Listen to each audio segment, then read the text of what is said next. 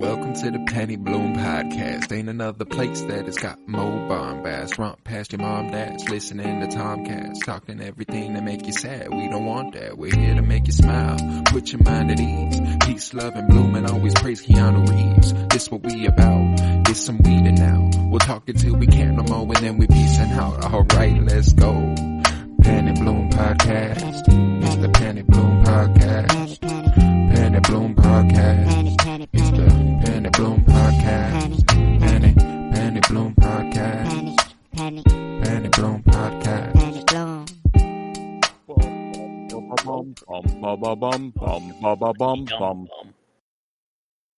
Hello, everybody, and welcome in to Winter is Blooming, a Game of Thrones rewatch podcast by us, the Penny Bloom Podcast. It is I, Colton Robertson, and today I am joined by Joseph George. What's up, homie?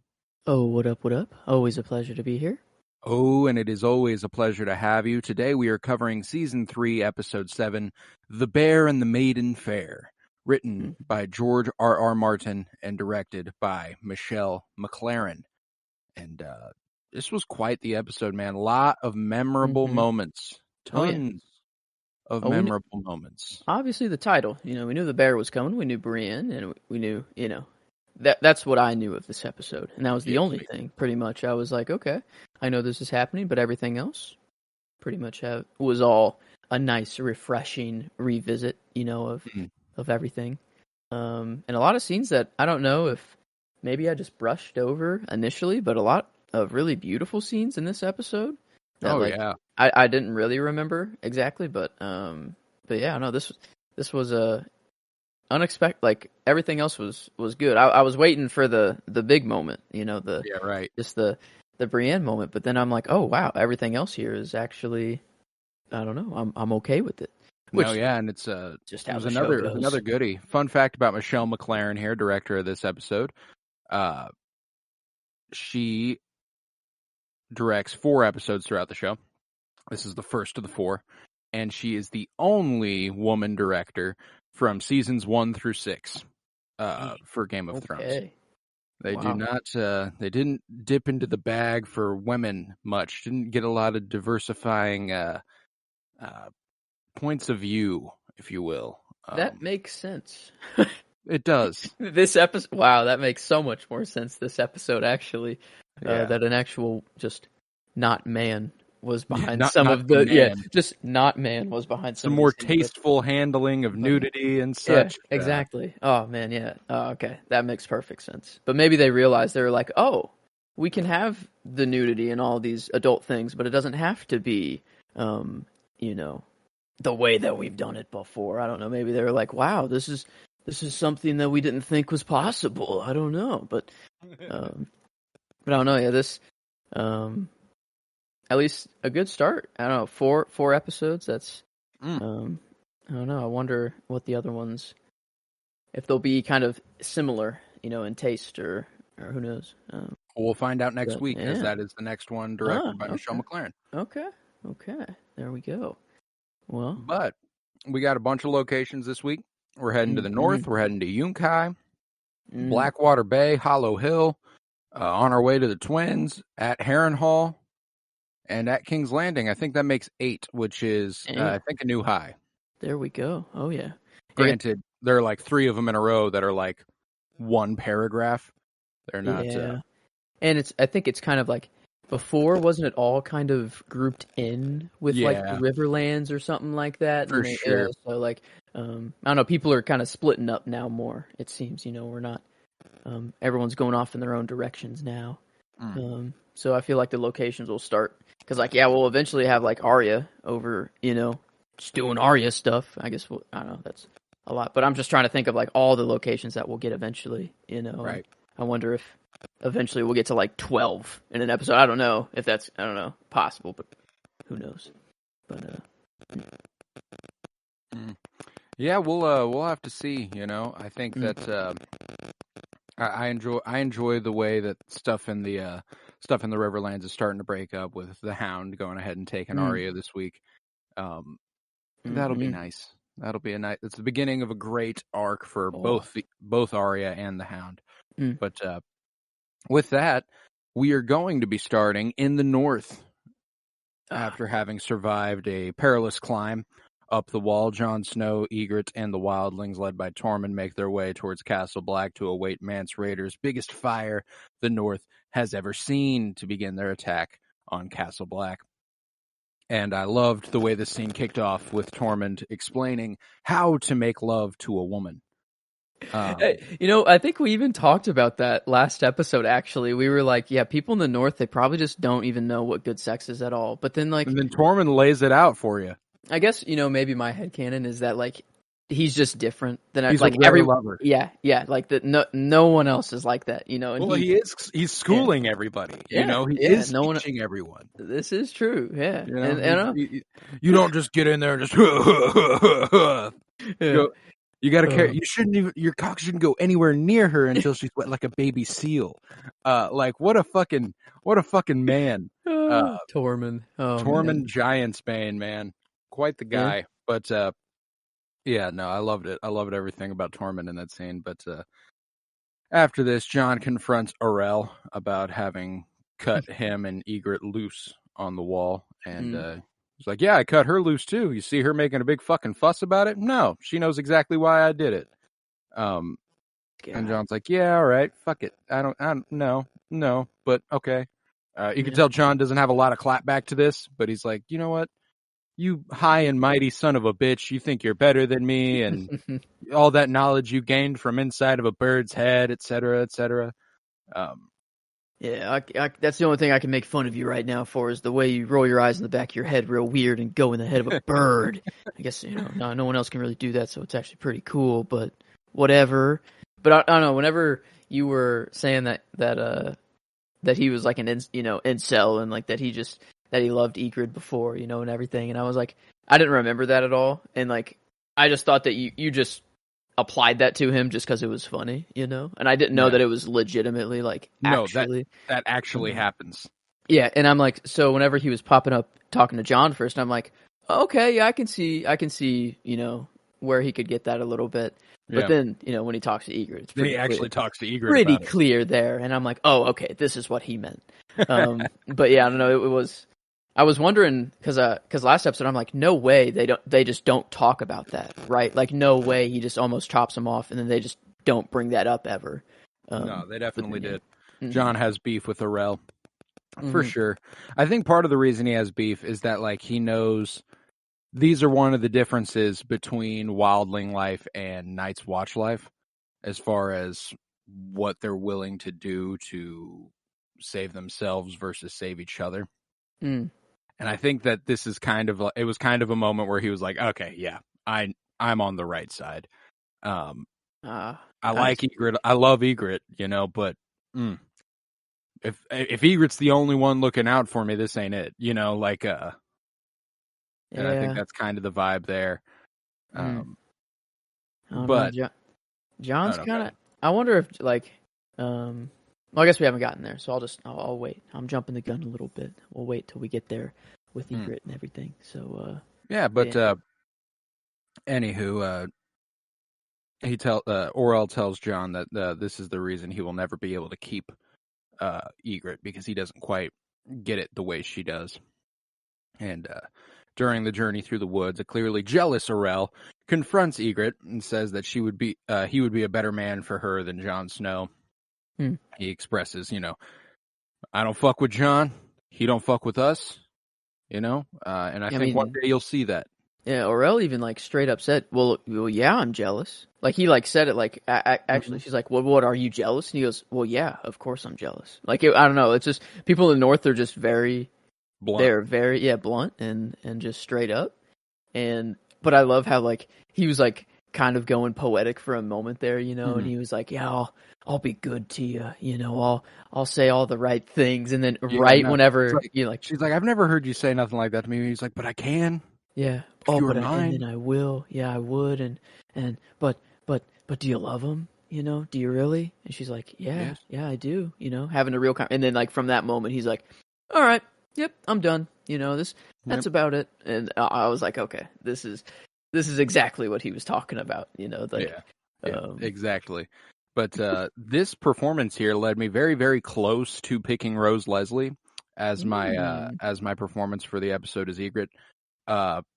Just the contemplation in her eyes. You know, she's not considering Urel a match or anything, but she is hearing the words he's saying about John specifically. Yeah. And the way that she, like the thought in her eyes, it's so incredible whenever you can see an actor contemplating without it being so without exposition. Like you can tell she's thinking about that. Because what does he say at the end there? Like, you'll never be able to keep him. Just wait until you find out what he really is, or something like that. Like, is what he leaves her with, and then she, you know, is that his way of just saying that that Urel kind of knows that he's a crow still too, or okay, yeah, that's what I thought.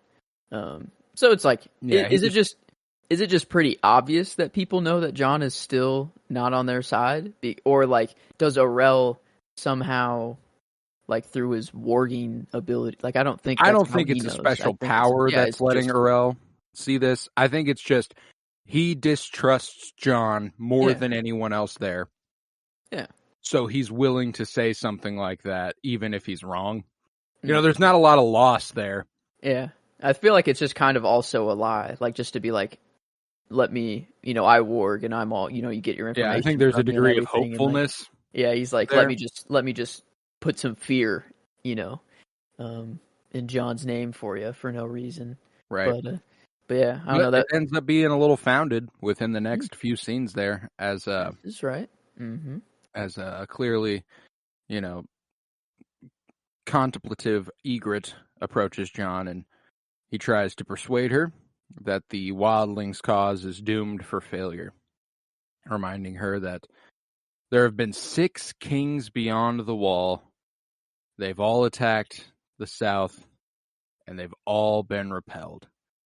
And I remember hearing this and being like, oh no. One more is 7, you know? Right. The 7th one, the one that goes actually past the wall, is the Night King, you know? It's like it took... I don't know. That was very interesting to me. Is like, was it? Yeah, 6 tried, and then I was like, okay, it's interesting. I don't know. The 7, you know, I don't know. I was just trying to look for things because I forgot this detail. I didn't know that, like, it was actually tried before. But I guess I think they tried to like Castle Black, right? Not that no one's ever gotten through the wall. No, right? No. Like, so he's just saying that it's been stopped at Castle Black 6 times. Yeah, they've been trying to get past the wall, and they have not been able to get past the wall. And how much of that, like, is true? You know, we never know, especially when it comes to Game of Thrones history sort of stuff, you know. Because it seems that they're kind of... a lot of reason to believe that the Night's Watch would... I mean, nobody else is up there, you know? To keep them remaining important, you know, you'd have to say, we just defended against a massive wilding attack. How would anyone else know?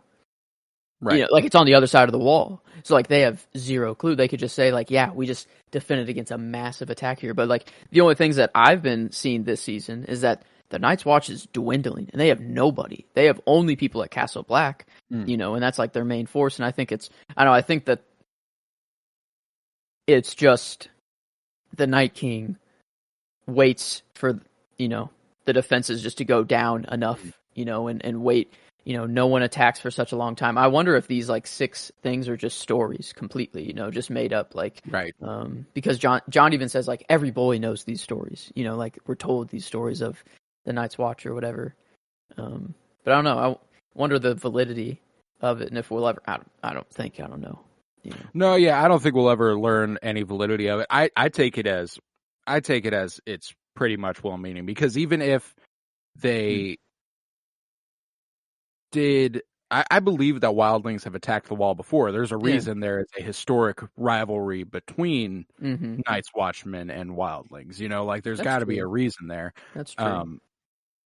Beyond plain prejudice, you know, and not to say that doesn't exist, but I'm sure it does. But, you know, there's got to be. I think there's something there, and I think it just works a lot better to,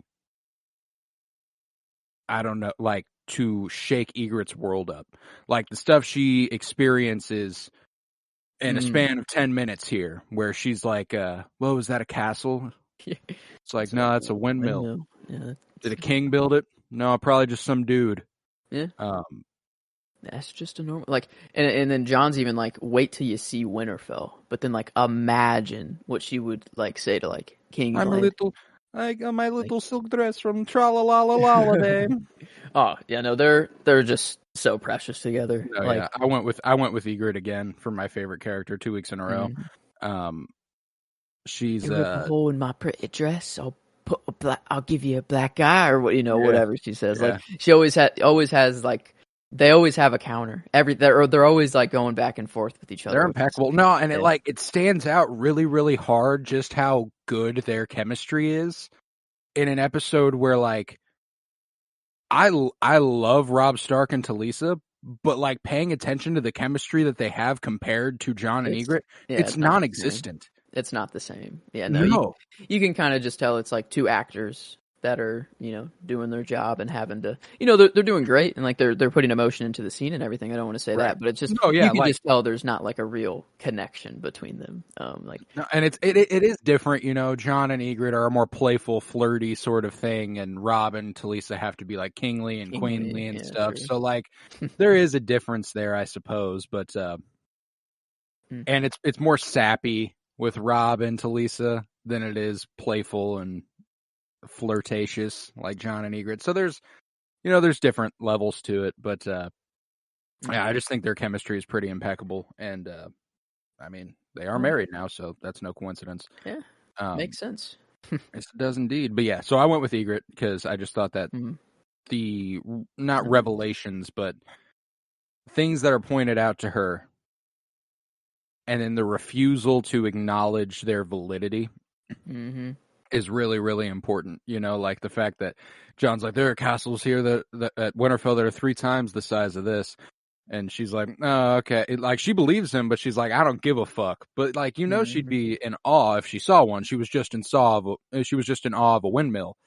Yeah. It was like a tiny little tower. So like, there's this interesting balance to her, like a little bit of a Rey, I never knew there was this much green in the whole galaxy sort of moment, Yeah.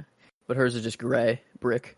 Brick. Actually. Well, I don't know. She had one last week too, seeing over the wall and seeing the whole. Yeah. Actual green moment. Actual green. Yeah, that was better. Yeah, but and then you will die.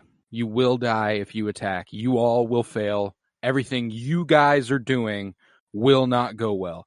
And she's like, she sits with that for a moment. It's the way she goes, all right, how do I handle this situation? And she goes, we will die. She's like, yeah, we very well could. Oh, yeah. But you won't be fighting opposite us. You will be with us. So it is we. We will die. And Kit Harington here, man, like you could kind of tell, like he was like telling her, like, he's like, like I don't want to tell you that you'll all die, but like it's just what's going to happen, And then just the look on his face, like he seems a little confused, like whenever she's like we, and then like he like I don't know, has to grip with it and everything. I don't know. It's just I almost gave the scene to them. I did too for this scene. I was very close. But yeah, it was for this reason. This one here, not the Orell stuff, but like the windmill and this conversation here. That stuff was just so good. And like speaking to what you were talking about with Kit Harington's performance there, the idea that Jon is realizing that he's now officially in too deep. Not that he wouldn't be. He would always be okay betraying the wildlings, but now he realizes he has to betray Egret. And it's like, now that's a different level of like, I've really fucked up, Yeah. Oh man. Yeah, that's. I don't know. He's just too honorable, He's got too much in net in him. He's too much. I don't know, but he's right though. I mean, I'd assume, that if these 6 stories are true, and we see what happens to all the wildlings, eventually, I mean, it's I don't know.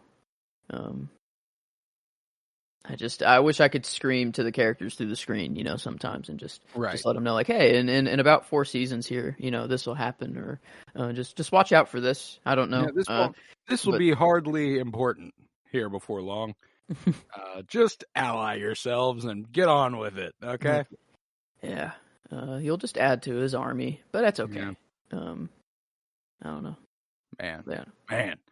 But nevertheless, that ends the story there, and we, still in the north, are at his prison, Theon Greyjoy's prison. He's released by 2 beautiful women from the cross to which he is chained, and the women lay Theon down on a bed and then proceed to seduce him to the best of their ability, him being incredibly hesitant. Oh yeah, he being knows like, wrong. you are going to fuck me over. I don't know how. I've been through enough now to recognize that this is bullshit. And ultimately, he can't help himself. Of course, makes sense. Don't know how you fake this either. This is some acting right here. Yeah. They just kind of had to do that. Yeah, I'm like, man, I wonder. Better have had an intimacy coordinator on set then, huh? But yes, yeah. I don't know. I don't know. Interesting that. I guess still kind of handled well. Yeah, still there. So I guess I don't know. I wonder, like, if it was just the brothers and George R. R. Martin, directing this one, if how this goes, actually, right. all these, the scenes like this. But I think, I guess I didn't think about that, but there's no real way to fake that. No, not one bit. But yeah, they say repeatedly, they've heard that the heir to Pike is well endowed and are hoping for firsthand experience, and Theon, still fearing for his life, eventually, gives in a little bit. And suddenly, the familiar horn sounds, and Ramsay enters. And I didn't remember that at this point, we still don't know this kid's name. He is still just a mysterious guy who is torturing Theon. Yeah. Just a guy. Mysterious. And that's like kind of the game that they're playing, which is fun, like trying to guess who he is. But yeah, I don't know. It's nice knowing that it's just Ramsay and knowing where he all goes, but it's also kind of fun suspending the belief and kind of like just riding along, with the, I don't know, like, I don't remember how it's revealed, or if he figures it out, or if Ramsay just ends up telling him, sort of thing, or I don't know. I forgot. I can't remember either. Happens, but I can't remember. But poor Theon. Yeah, man, he gets really scared, tries to get up and escape, but is immediately hit in the head and flung to the ground. And the boy claims, Ramsay claims, he is too heard about Theon's famous appendage, and announces it must very well be his favorite part of his body. And when the sadistic youth brandishes a knife with a hook, Theon realizes he means to remove his dick. And horrified, Theon begs for mercy. And Ramsay's like, well, hey, man, I'm not killing you. Just making some alterations. Mercy. God, this dude is just evil. Like, I mean, he has an answer for everything. Just, to make it more twisted. I don't know. He does this too much. You can tell, Yeah. And it's weird that this is just a normal human acting, like this this is a normal guy. He goes home after this. He doesn't torture anyone in real life. I hope. Hopefully. I guess I hope. But man, like a good guy. Yeah, but man, can he play sadistic? Just, kind of impeccably.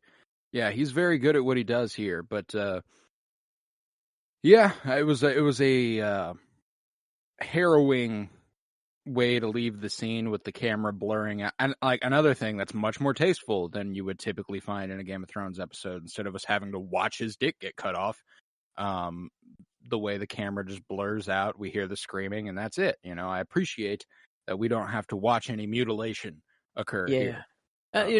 Probably another female director thing here, because Pinky, they They zoomed in close to his pinky, showing it being peeled out. Like every other torture thing that's been shown, his foot, the nail being drugged. Like it's a little different.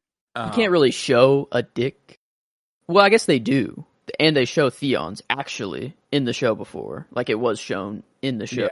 Right, already. But I'm pretty sure we watch a dick get cut off in House of the Dragon. Like in that first montage where Daemon Targaryen is leading the city watch, and he's like, you raper. Yes. Yeah, oh my God. Yeah, we see a dude get his dick cut off. We see a dude get killed, and then a dude get his hand chopped off, right? Like a thief, rapist, murderer. Yeah, and just random people probably that they just picked up. Probably not any of just those to be things. made examples of those just random civilians. But okay, fair enough. Yeah. So no, I think this was just one of those examples of it being handled surprisingly well. But you knew exactly what was going on. You didn't need anything more there. And I wish this show would have had this much restraint a lot more often. Thank you, Michelle McLaren. I'm going to remember that name. Yep. Michelle McLaren. We got 3 more episodes with her, so going to appreciate those. But in the north, on their way to the wall, Bran Stark's party makes camp, and Osha remains distrustful of Mira and Jojen, as Jojen is whispering in the ear of Bran about what's to come and how everything's going to go. And Osha's like, I need you to shut the fuck up. Stop talking to him. Yeah. I can't have this. And she's been fed up, and we've just known that she's not disliked black magic and the three-eyed raven and stuff. But now, we finally get the reason as to why. Yeah. But I love that Rickon here in this scene just sleeping. They're like, we don't know what to do with you, just sleep. And that's what Rickon's doing. I think we get probably the best Hodor this episode, though. Osha asks him a question, and he just kind of looks at her like, Hodor.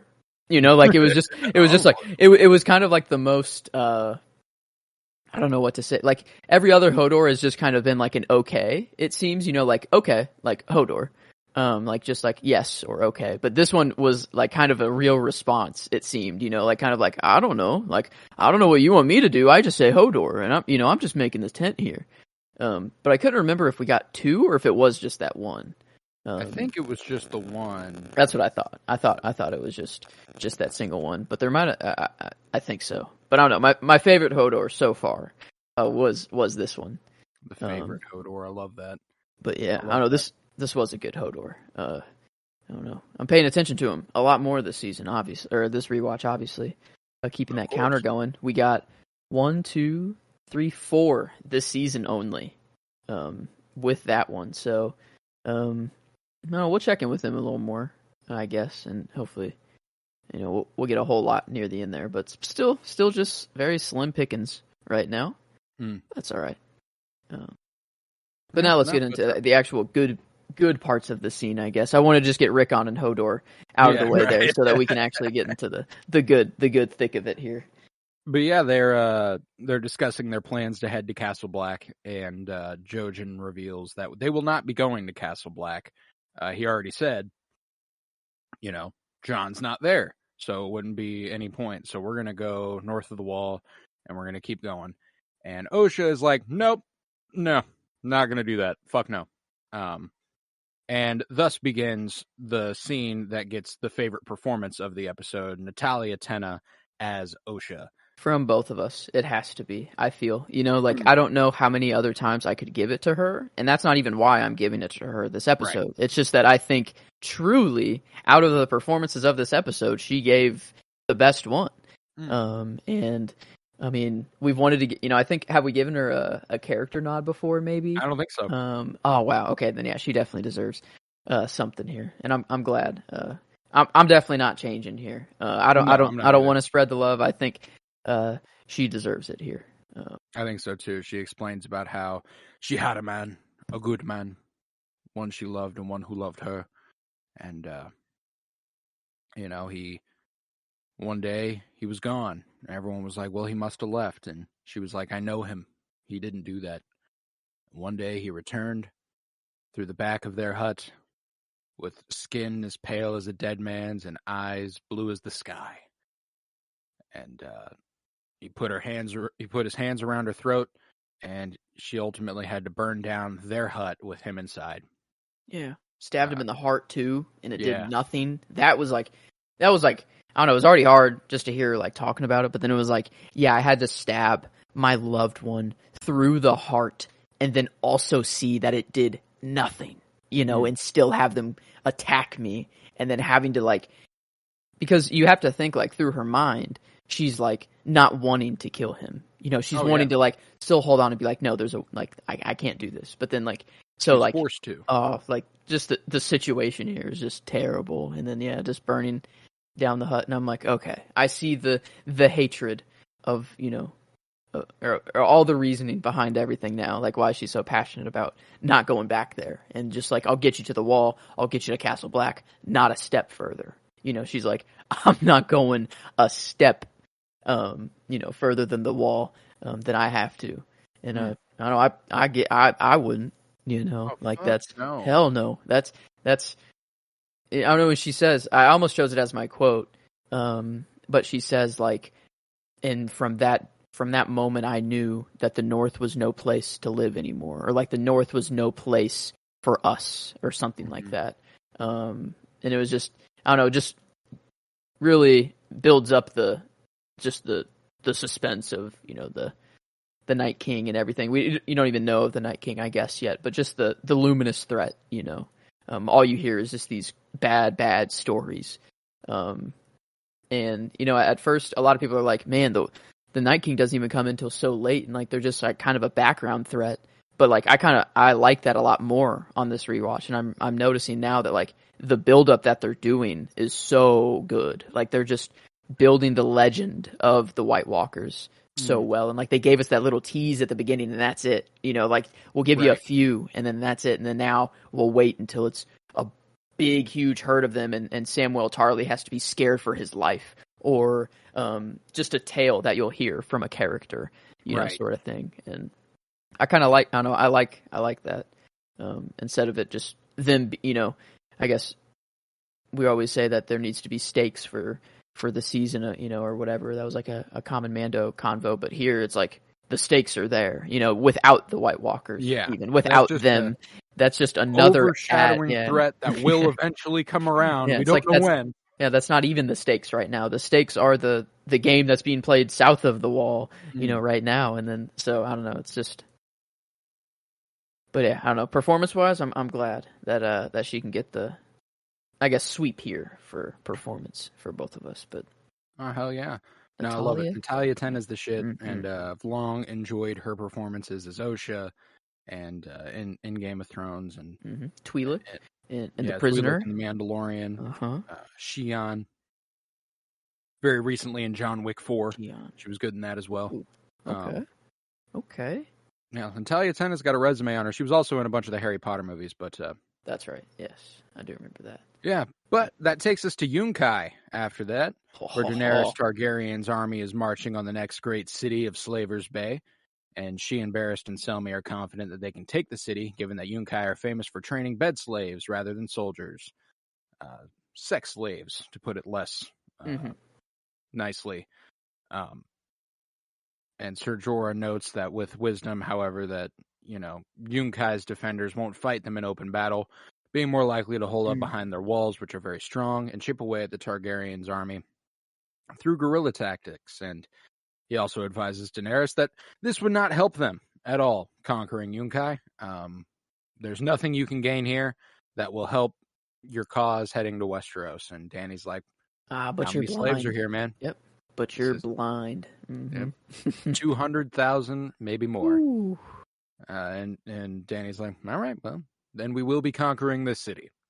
Sorry. Yep. There is 200,000 reasons to conquer this city then. And that was like, yeah, Dany, she's getting my character for this episode, just because every time she comes up, like, I don't know, like now I'm really seeing the conquest that she is on this watch. Like she is on a true conquest, and she is, you know, like the first city. Yeah, I mean, I guess Arth was, I guess, the first city that she showed up in, but it was really like just the first to like survive. You know, she just popped up in Karth, and like so that's. You know, but she took that over pretty quickly. there with pretty much nothing. But then Astapor, we saw what happened there. That was just quick, easy money, done and done. Might have taken on a little negotiation and a little trickery, but pretty easy. And she's stomping through there. And now she's here, and she's like, "Yep, I mean, I'm not gonna I'm not gonna stop freeing slaves now." She was like, "That is what that's like." I don't know. I think she really found like the passion in that. She was like, "Oh, like I can free, not just conquer cities and get gold and ships, but I can also free people." Well, and there's also something compelling about the idea that what she does at the end of this show does not necessarily negate what she did earlier. There's nothing, she doesn't intend on enslaving anybody at the end of the show. She recognizes that being dead is better than being a slave. So she's like, you don't want to give in? Fuck it. You'll just die.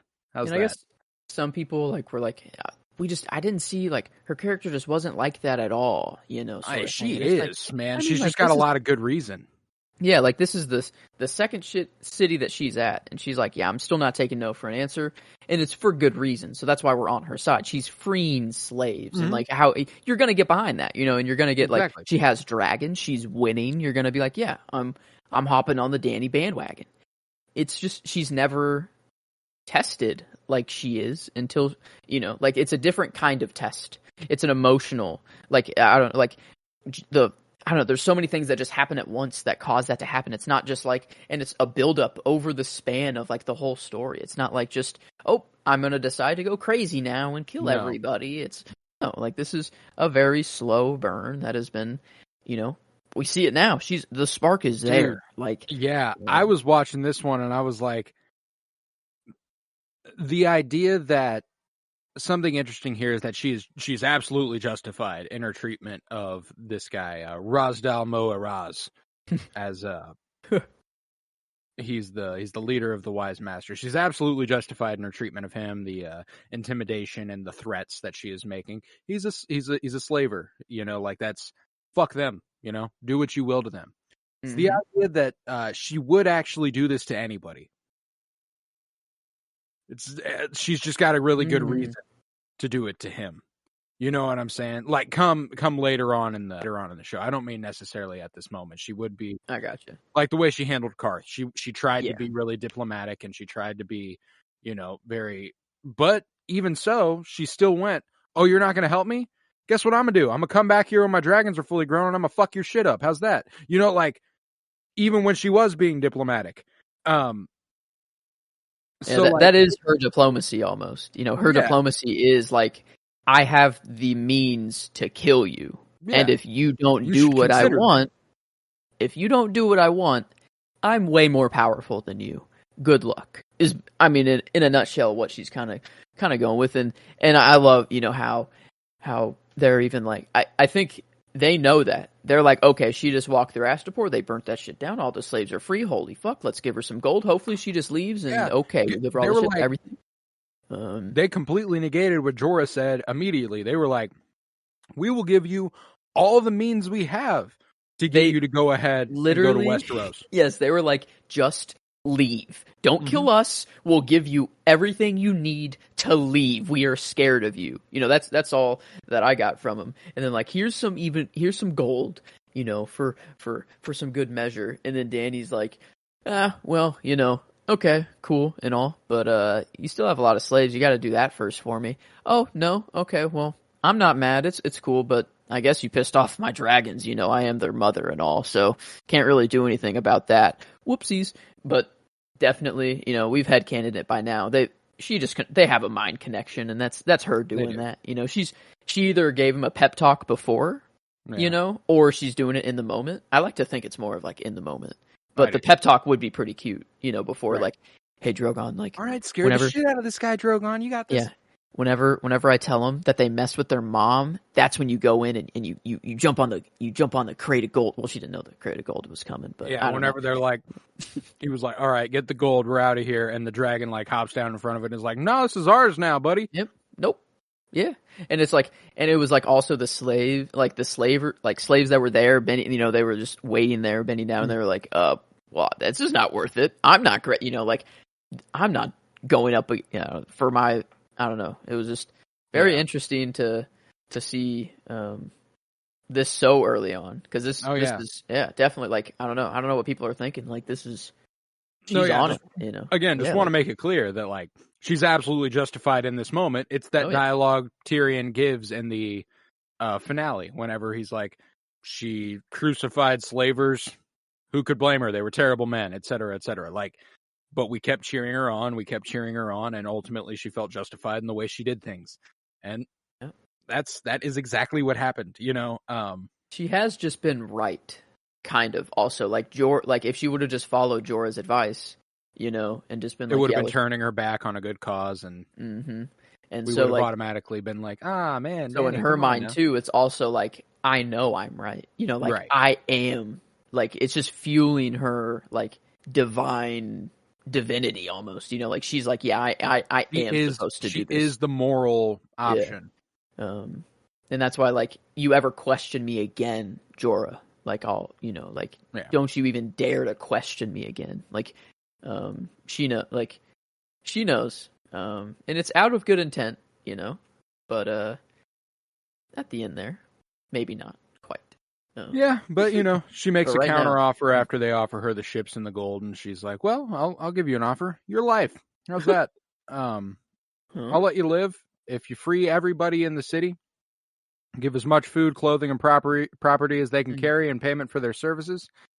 And Danny was like, reparations, baby, let's do this shit. And she warns that if her offer is rejected, Yunkai will be shown no mercy. And Rosdal takes offense to this, saying that they will be more of a challenge than Astapor or Karth was previously, and threatens her with retribution from Yunkai's powerful friends. He claims that they will take great pleasure in destroying her army and enslaving the survivors. And at that, Drogon and his siblings begin to roar. And Rosdal is like, wait a fucking minute. I thought you said this was safe. He's like, yeah. She was like, yeah, fuck yeah, I said it would be safe, but they didn't say shit. You're threatening me, they don't like that. And after the dragons prevent the slaves from taking the chests of gold, Rosdal storms out of the pavilion muttering curses, and Daenerys is like, hey, Jorah, you heard him say that shit about powerful friends? He's like, yep. She's like, you know who that is? Nah, find out. He's like, bet, I'm on it. I forgot about all that, because, like, I was trying to think, I'm like, we're not in Marine. Like, Marine's the pyramid and the children, or the Sons of the weird, Harpy. the weird cult people. Yeah, and I'm like, no, it's not that. I'm like, we're in Yunkai. I'm like, what is this? I don't know. I was just trying to think, but I couldn't remember, and I'm like, well, maybe I just leave it that way. I don't know. Maybe I'll come along and with Jorah, and I'll find out. Whoever it happens to be. But yeah, I don't know. It slipped my mind, at least.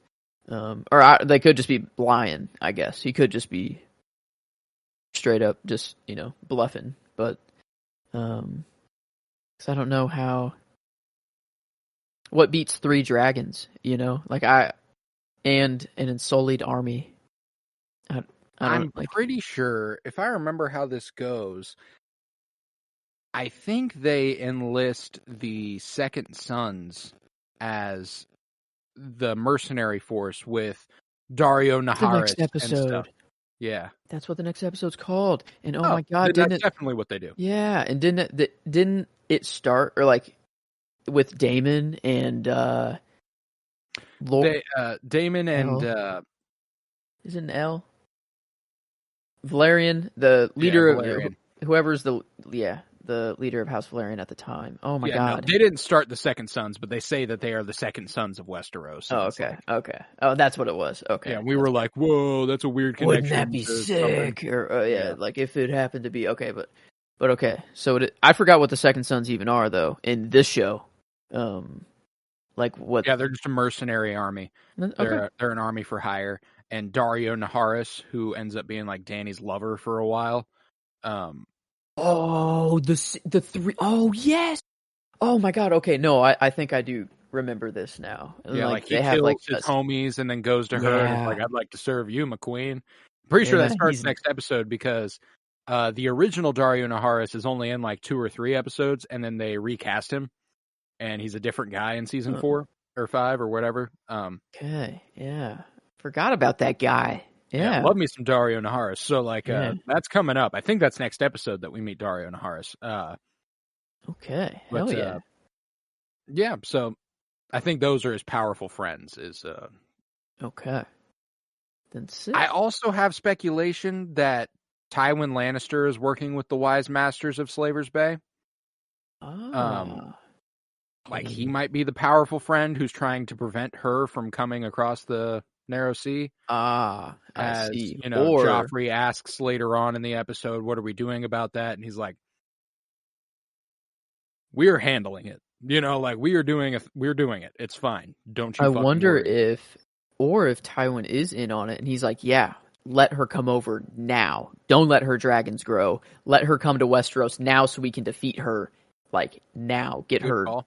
I wonder if that's his play, and that's why he's not telling Joffrey, you know, sort of thing. I didn't think about that, but because he can't kill her, he'd have to hire, you know, I guess these people, or have to trust that these people in Essos can do the job. And I don't know, maybe that's his play. Is like, yeah, give them all the ships. We'll pay. The crown will pay for it. You know, he's like, who cares? Yeah, the crown will pay for it. Who cares? You give him your ships or your gold, whatever. We'll pay you back. Just get her to leave now and get her to come to King's Landing. Because I bet she would. If she was, I don't know. If she was offered all the, she has an army.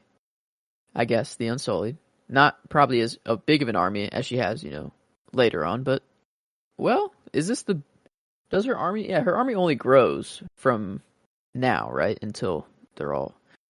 Like the Dothraki, she gains way more Dothraki again, right? Yeah, she does. Yeah, and then she does eventually unite the entire Khalasar. Like all of the Dothraki eventually follow her. Okay. So yeah, I don't know. Maybe I wonder if she does leave right now. If she actually, say, there were no slaves and this was like already a free city, you know, just so happens to be. I think there's a chance they win anyway. Which is kind of insane. Yeah.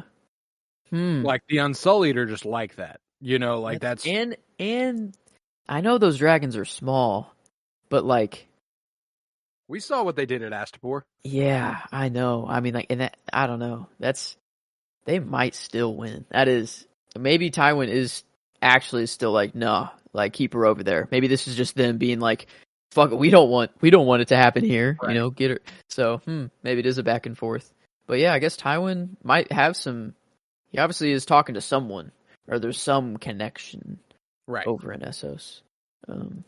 But okay.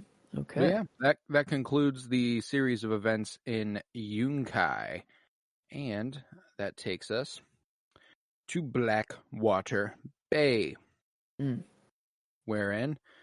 Traveling back from the Riverlands, a ship carrying Melisandre and Gendry leaves King's Landing and passes through Blackwater Bay. And Melisandre stares at the broken wrecks of Stannis' fleet and explains to Gendry that this was Wildfire that did this. And she's like, "You ever miss your father's house?" He's like, "Yeah, like I never knew my father, milady." Yeah, I guess not really. Yeah, I don't know. She's so cryptic, you know, always so cryptic. He's like, "Well, that's it. Well, that's the one right there." No, I'm lowborn. I don't even. You're saying my dad was some sort of lord or something? Yeah. What do you mean? No, you're the bastard son of Robert Baratheon, king of the Andals and First Men, and that's got to be quite the revelation to come to. There's power in King's blood. Okay. Yeah, Gendry's just going through a bunch of revelations right now. You know, last episode he just gets told, "No, you'll make people cower or like bend their knee." I don't know, like all these people, they're nothing compared to you, you know. And then he's like, "Okay, sure, but you're still putting me in the back of like a wagon and taking me somewhere." And then now he's like, "Oh, okay, my dad was King Rob." Okay, or not King Rob sounds weird. Robert. We got another King Rob is king in the north. We got another King Rob.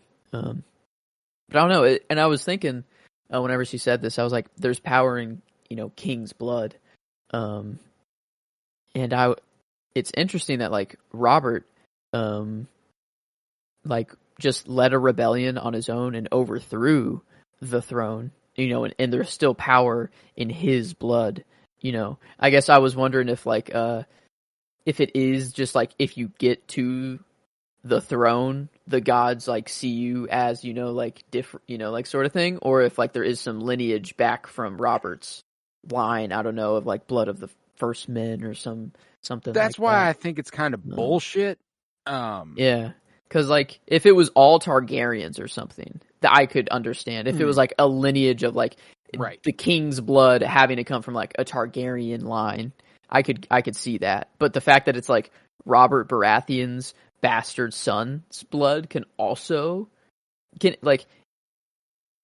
anyone's blood do this sort of thing, and like they just have to play it up as like they need? I don't know. I mean, it works. I guess it does. Whether coincidentally or not, it works. And I guess I don't know. They would definitely try without king's blood if they, if it was able to be done without it, they just would. So yeah, I don't know.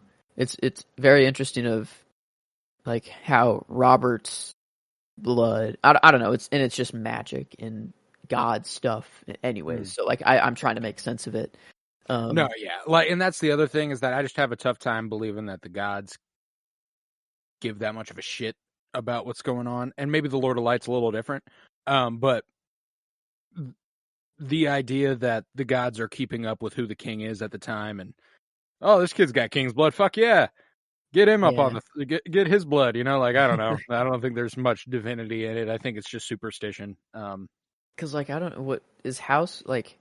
I'm just trying to think of House Baratheon, like where they come from. Robert is the first king of House Baratheon, like that's. But like way back, like going back, like to the first men, there's first men blood in Stark. Like Stark blood has the blood of the first men, and sort of thing. And I wonder if like Baratheon also, because they go the Starks and Baratheon. Is it just Ned in Robert that like were friends, or like do House Stark and House Baratheon actually like go back?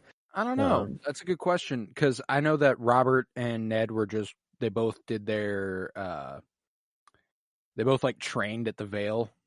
They were like basically adopted into that family and like taught the ways of lordship at the Vale together. So I just assumed that's why they were friends, beyond like an allyship between Starks and Baratheons going way back. But yeah, man. Regardless, I don't really know one way or the other what it means, because like there's also the fact that there were no kings of the Seven Kingdoms prior to Aegon Targaryen. So Robert Baratheon was the first king of the Seven Kingdoms who wasn't Targaryen. Okay, true. And who knows, maybe Aegon just absolutely wiped everyone out so hard that like the history's just gone. Maybe there were kings and it's just like, nah, this dude's the first one, because I wonder like how deep they'll get into that lore, like with all this stuff like coming out. Like I don't know, we're getting we're going further and further back in the timeline and stuff. So I wonder like if it's gonna make things, I don't know, like it'll change how we see Game of Thrones, sort of thing. Like if one thing that everyone just believes as true, like Aegon's conquest, I don't know, maybe we learn something about it that is like, it changes everything. It changes how you see everything. I don't know. And like, I don't know what it could be, obviously. I don't know. That's why it's George R.R. Martin, taking the mantle. I don't think that's what he's doing anyways. I don't know. I think it's just to build, IP and to build the anthology and everything. So, but I don't know. I wonder if like they'll ever dive into that, like all these history details, and like if something that everyone just believes is just so wrong and it like changes how you see. But I don't know. At least of right now, the only gods that I'm fucking with is the Lord of Light and Death. Those are the only two right now in the show that I'm kind of cool. Maybe Death is just the Lord of Light as well, and it's just a little, I don't know. I feel like there's a little connection there, but Yeah, we've long had that speculation about how different all the gods actually are and stuff, and what if it's all the same god, or if the people praying to the seven are actually praying to the Lord of Light and they don't know it, or et cetera, et cetera. There's all sorts of stuff there, but that actually brings us to the god of death down in Hollow Hill at the camp of the Brotherhood Without Banners. Arya is disillusioned with the Brotherhood for selling Gendry, and they ask her, they ask about the gods and stuff and what she believes in, and she's like, the Lord of Light is not my god. They ask, who is her god? She says, death. And in the night, she decides this is her opportunity. She's going to escape, run off into the night, and before she can get too far, she is snatched up by the Hound, who was lying in wait for her, having followed the camp so that he could do this and sell her back to the Starks. Mm-hmm. Yeah, initially I was like, that's just kind of lucky and convenient that you ran into Arya Stark, right there. And then I'm like, oh wait, no, he definitely just followed them, and just like this was his plan, because he's like, obviously he realizes how important Arya is, and I'm like, but I don't know. It's nice to know that this storyline is starting though, and we're getting the Hound and Arya. They're together for pretty much an entire fucking season, man. Like it's a long time that they roll with each other. Yeah, no, I'm ready for it. Just very brief here. It is just Arya's in the cave. Just got a death, runs off, and just gets snatched up by the Hound. Was very quick, but nice. Just a nice ease in for the rewatch. Ease into the story. I can't wait just to get all that. But no shit, it's crazy. Man. That's just nice. 2 characters in the show. Of 500 others. So. Right. But yeah. Yeah, but anywho, en route to the Twins in the Riverlands, Robb Stark's army is forced to take camp, and their progress delayed by heavy rain, and Catelyn warns that Lord Walder Frey will take the delay as a deliberate insult to him, and this is where we get my favorite line of the episode, where the Blackfish says, I've seen wet shits I like more than Walder Frey. Blackfish might be the best character so far. He might. I don't know. Like every time he comes in, he just hits so hard. Like every time. And then the way they look at Talisa across the room, they're like, "I'm sorry, milady. I shouldn't." Oh, wait a minute. Say shit like that. She's like, "Well, I've been sewing up wounds and bloodied men for 2 years now. I'm not afraid of wet shits." Dude, yes, this and then the laugh he gives, this little found family little bit right here. This feels just kind of like his the small council, I guess, Robb's small council, and it just feels like it's such a good group, and it's just so sad, that they couldn't have just prevailed, and we could have seen this as the small council, and because these conversations just feel so much more natural and right, and I don't know, but there's this level to it that's really interesting where I think that the Blackfish likes Talisa and Robb together a lot more than anyone else, mostly because he hates Walder Frey, like you said here. I've seen wet shits that I like more than Walder Frey, and the way he belly laughs a little bit.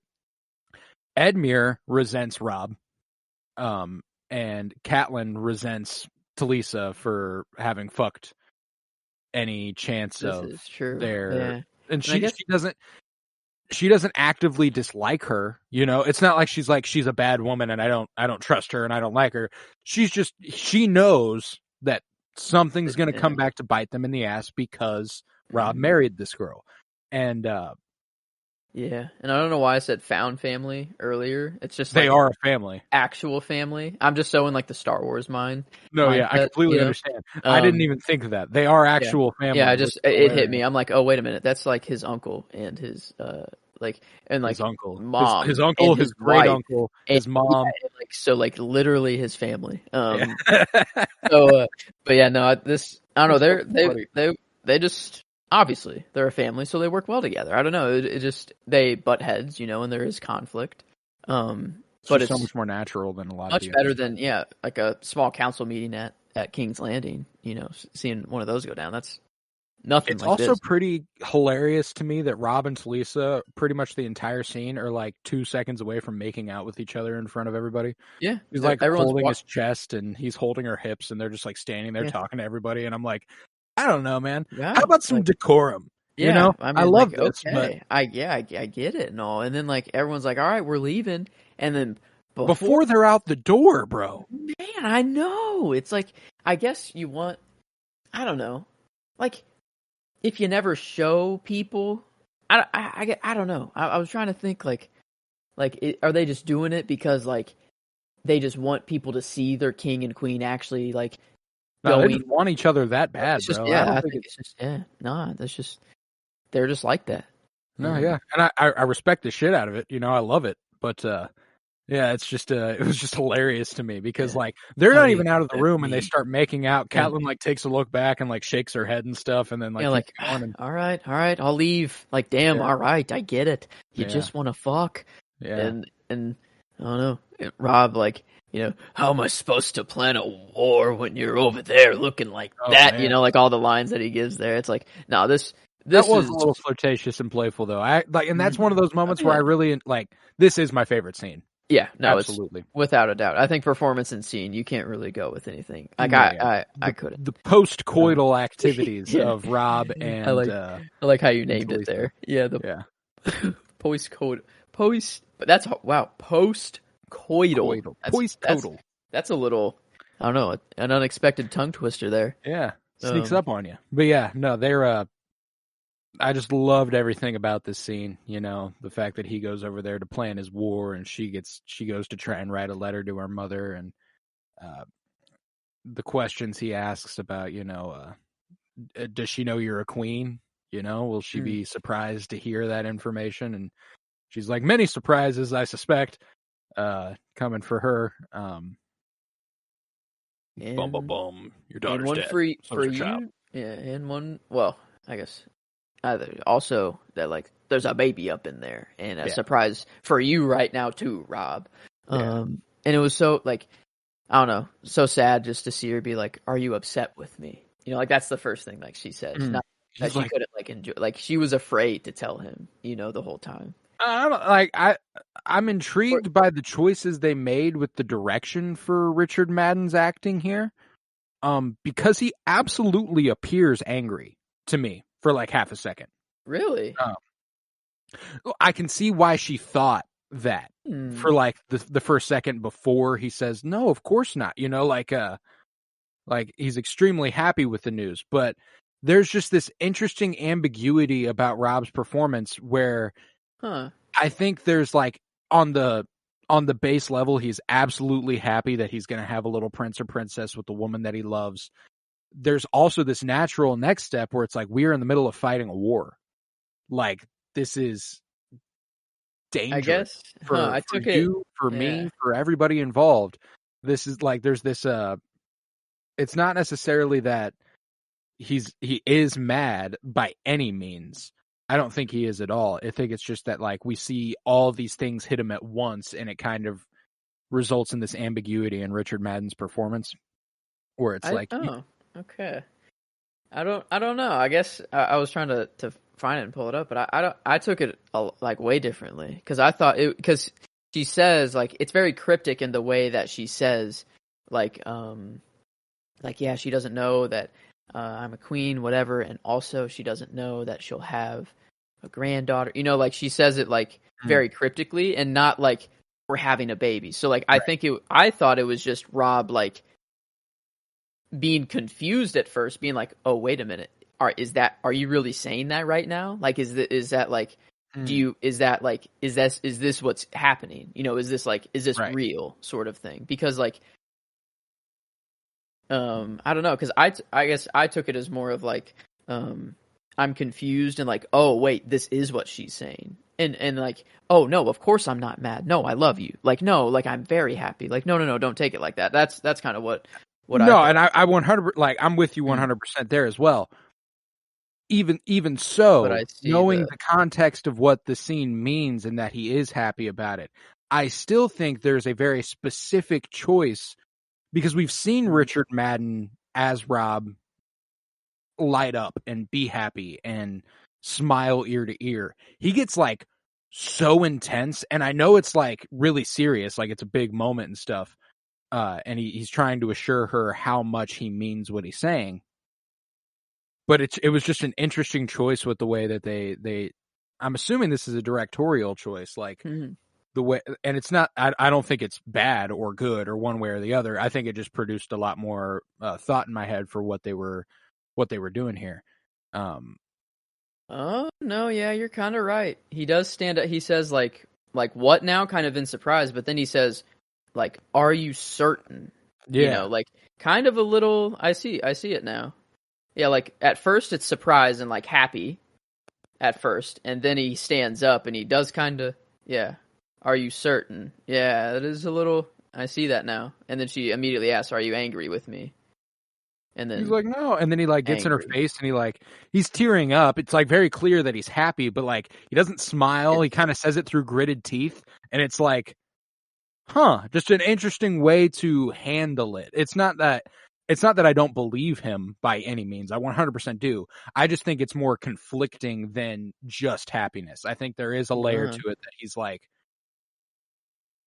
I'm going to bring a child into this world sort of thing in the state that it's in. This is not an optimal time for a child to be born. I would prefer that the war ended and we were back in Winterfell and everything was happy, but instead we will likely still be at war when this child is born, and so there's just a lot of back and forth there, I think, going on within him at that time, even though I have no doubt he's 100% happy about it. Yeah, because he immediately does say like, Talisa says something like, I'll have your little prince or princess inside of me, and then he immediately says like, maybe one of each, and smiles and laughs, and then immediately very starts clearly to cry. excited. So I definitely see the back and forth though of him like, this baby's going to complicate things even further if it's known, and then like I'm in the war and I don't want a baby to be born right now, and like so I see that now. Yeah, it's not necessarily that he doesn't want a child. It's that like this is not the most optimal time he would have liked to have had a child.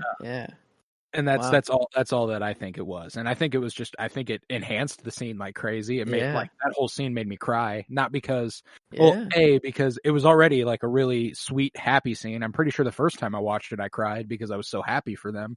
Now I look back on it and I'm absolutely fucking devastated by this. The promise to leave, to go to Volantis, that was right. Yeah, like she says like, promise me, like or would you go to Volantis with me? And he's just like, yes, like immediately. I promise. Like, of course I'm gonna meet, your family. And like every other time that we've had a character ask that, like, hey, do we just want to leave?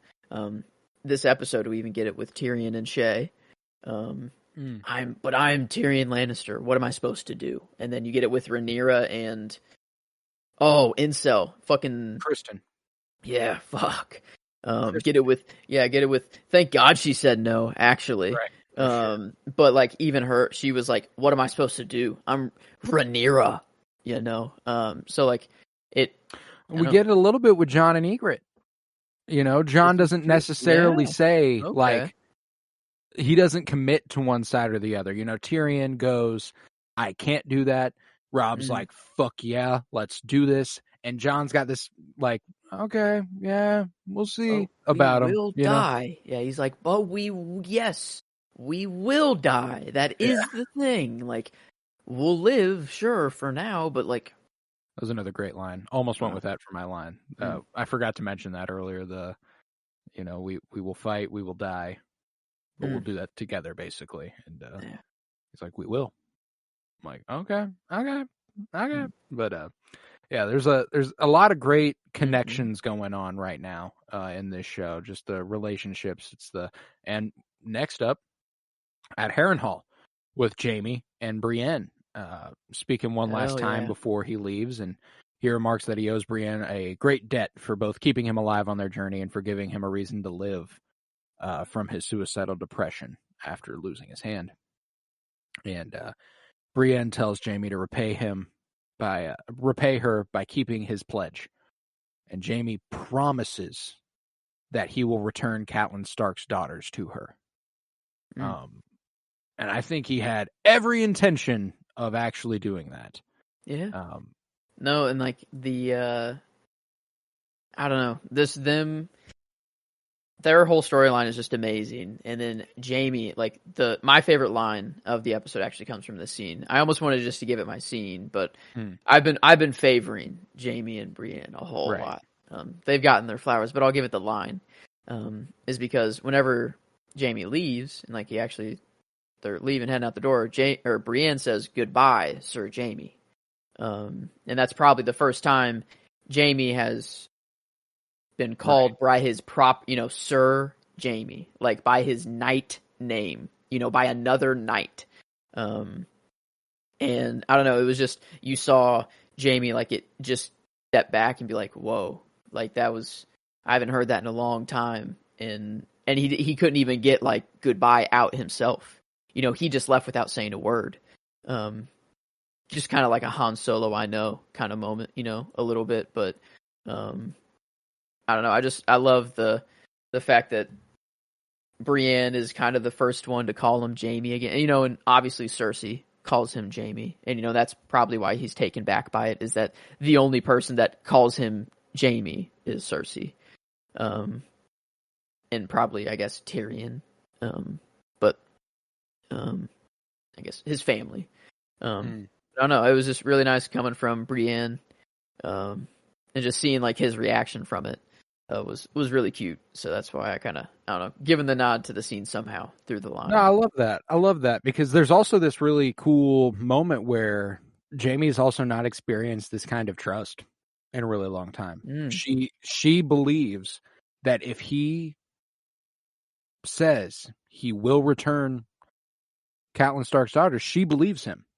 And I think he knows she believes him, and it feels good in a way he's unfamiliar with. Everyone thinks he's dishonorable. He's the knight he's the vow breaker, the oath breaker.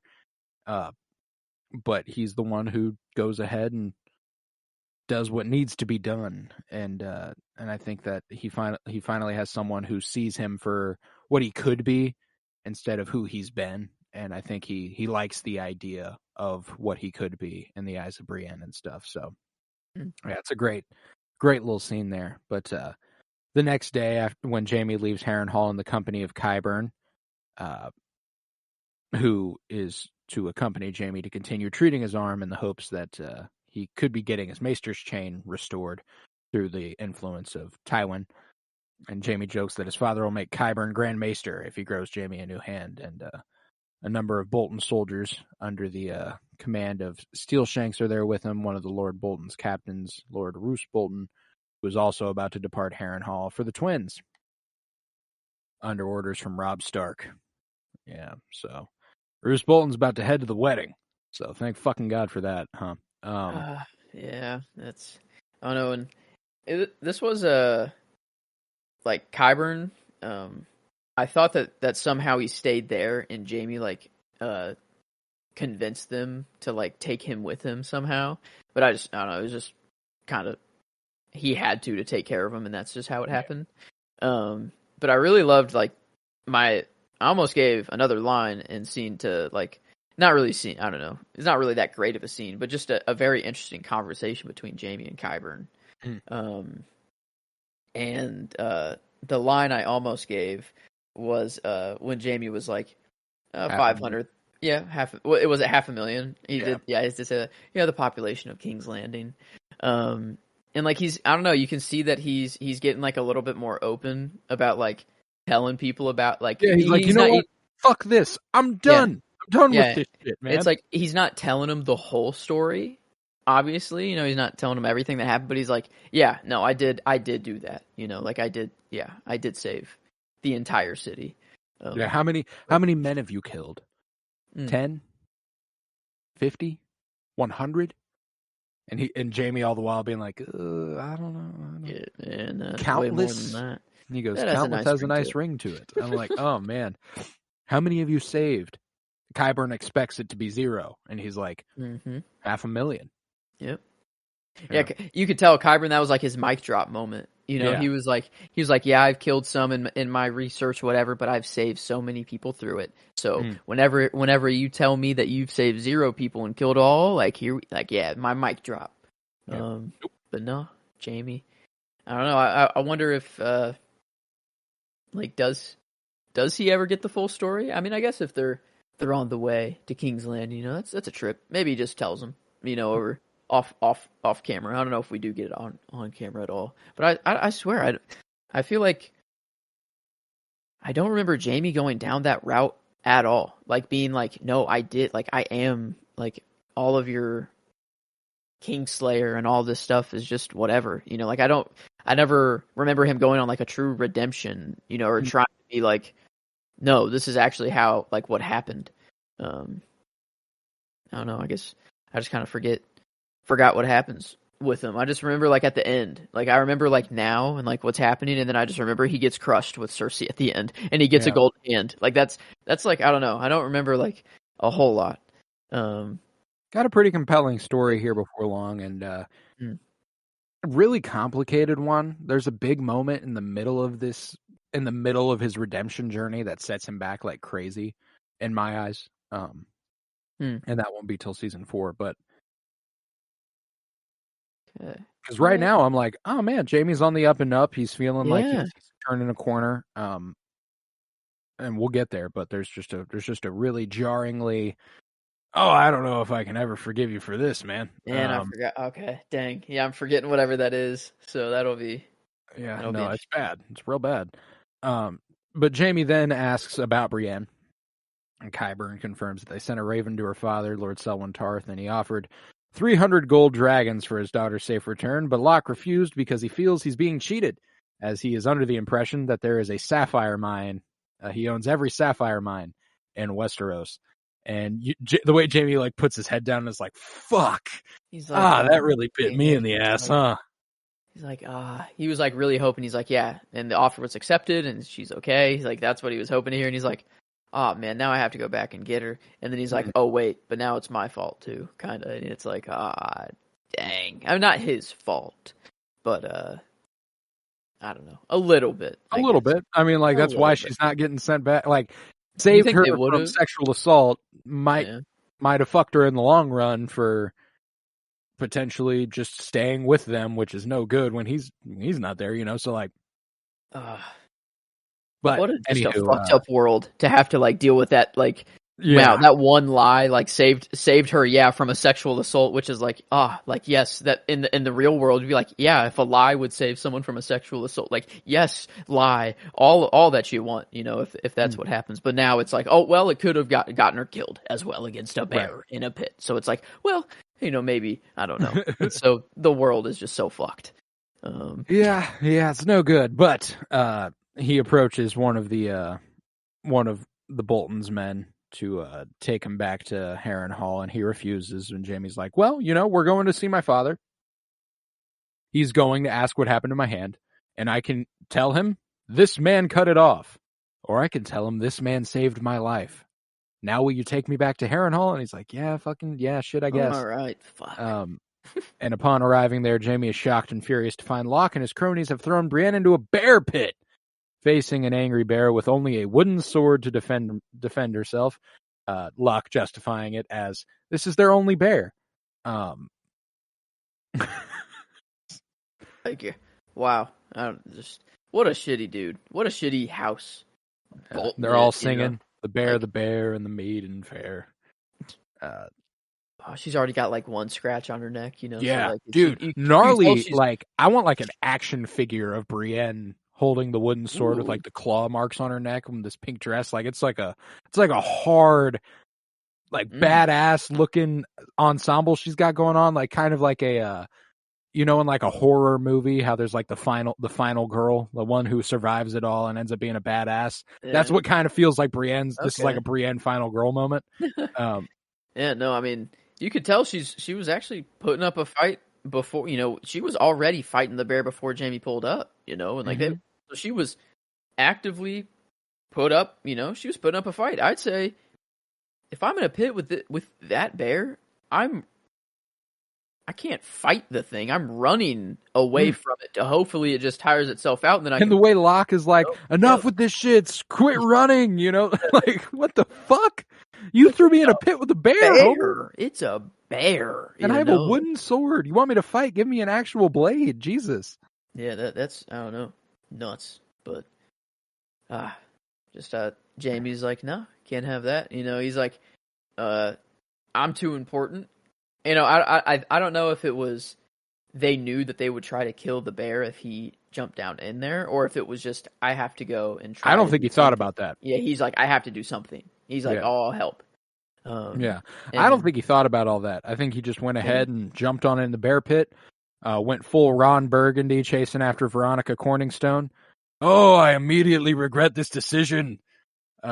Yeah, because he did realize the situation he was in. He's like, just get behind me, and he's like, oh wait, this is fuck. And I love the way she's like, no.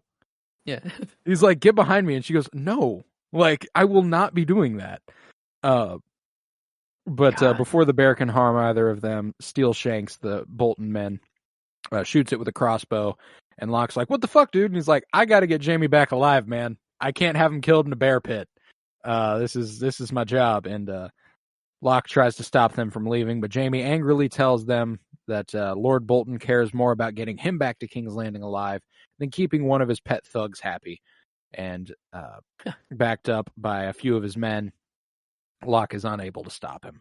And Jamie then departs Harrenhal with his escort and Brienne in tow.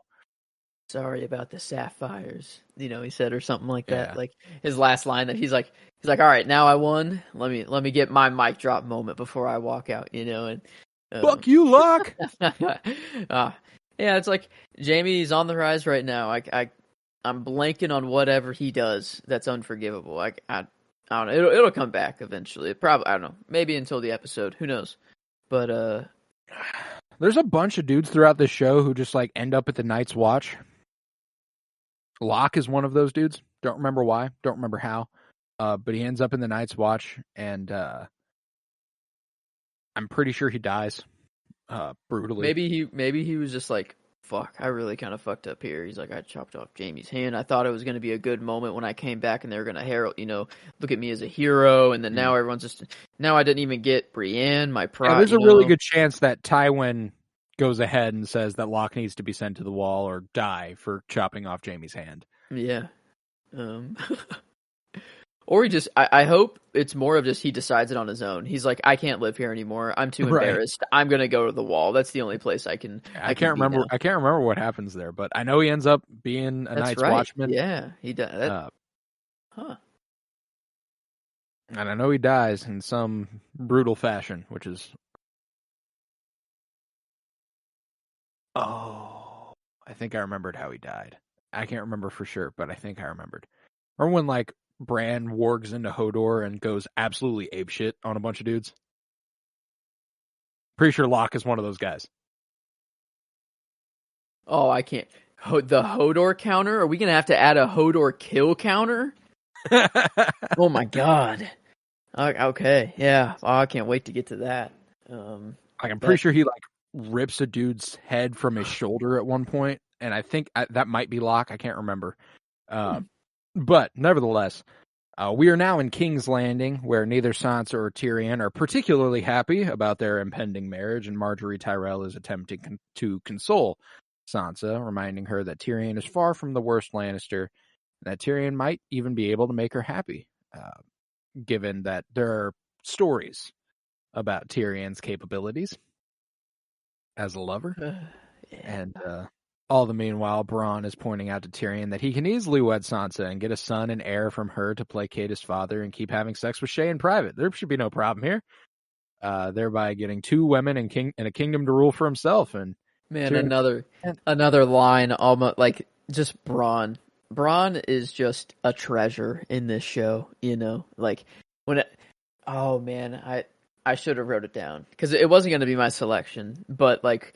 Whenever Tyrion was like, man, I pay you to blah blah blah, and not to put these evil thoughts in my head or whatever, and then Bronn just picks up some wine, that he's just going to fill up his wine, and he's like, yeah, no, you pay me to kill people, all these evil thoughts I put in your head, those come free. And he's just like, yeah, this is just what I do. That's just who I am, and I don't know, Bronn never changes, He's always Bronn. Even when he gets his castle still, I don't know, I feel like he's still Bronn. He's a little more dolled up, I guess, and He's got some nicer clothes on, He's still about the hustle, but yeah, he's still Braun, Yeah, he through and is. through. But yeah, this little back and forth they did with Marjorie and Tyrion, Marjorie and Sansa, Tyrion and Bronn was really compelling.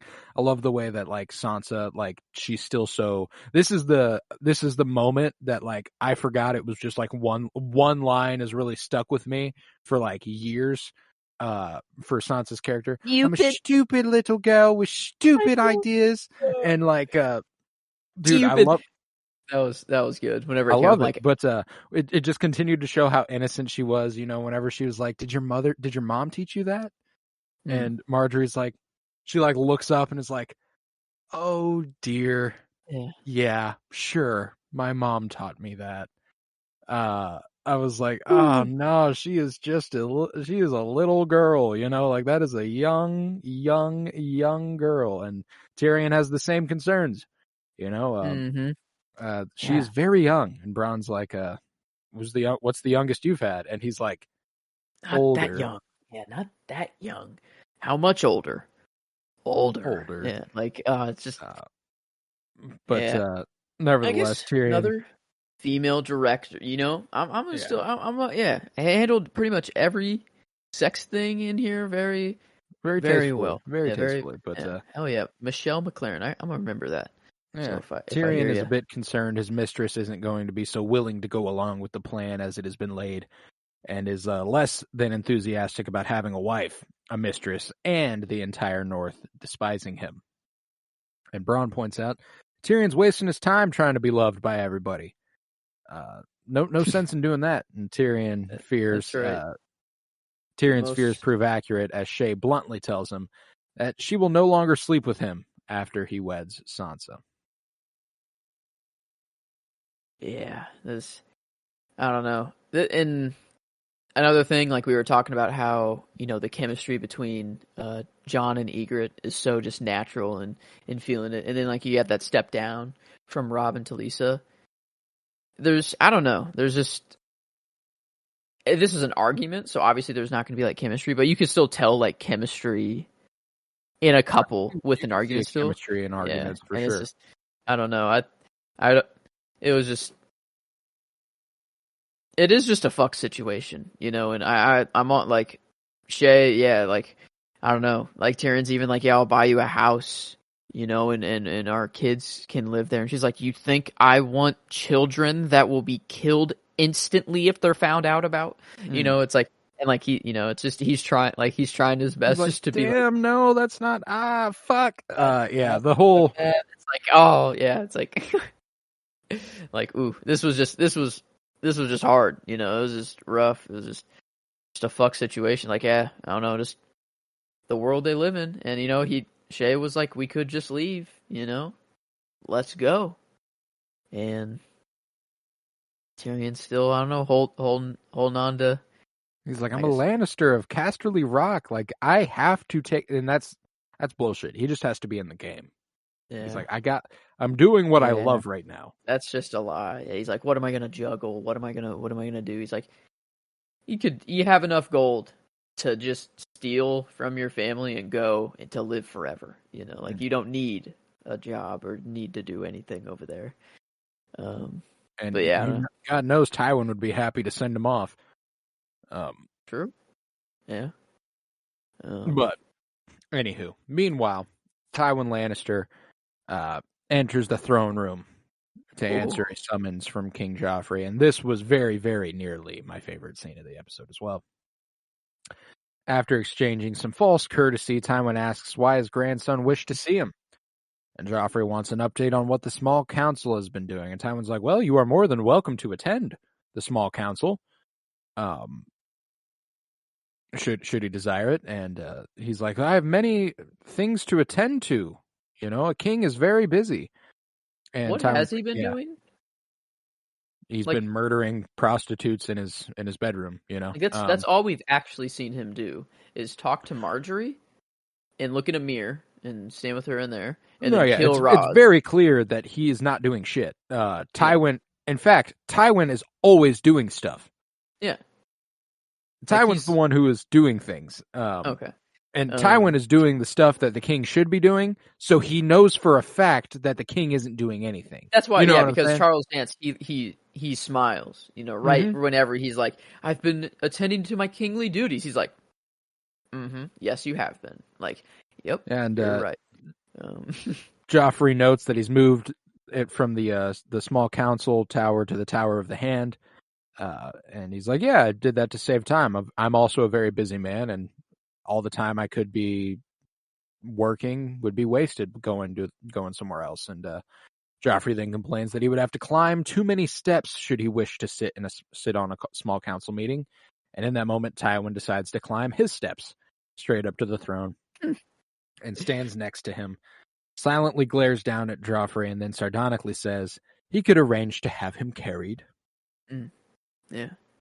And I guess I never thought about how the castle was laid out here, but I guess I thought that the throne room would have been like, you got to climb a lot of steps to get up there, and that would be like up high, like the small council room would be higher up than the hand tower or whatever he called it. Tower of the Hand. But I guess you gotta the Tower of the Hand. I guess that makes sense. That's what the skinny, tall towers are, each up there. But like the throne room is massive and huge. It's like the actual big part of the castle. Yeah, and there's also this thing later on in the show,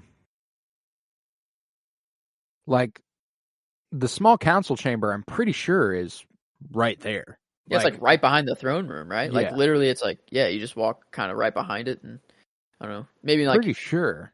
Yeah, it's because like they just kind of like leave the room not through the main entrance or exit whenever they go to the small council. And there's also the fact that whenever Cersei is queen later on, her bedroom is like on the other side of this wall. So like there is the possibility that the king's chambers is literally right next to the throne room, which is why it's not a trek to get there.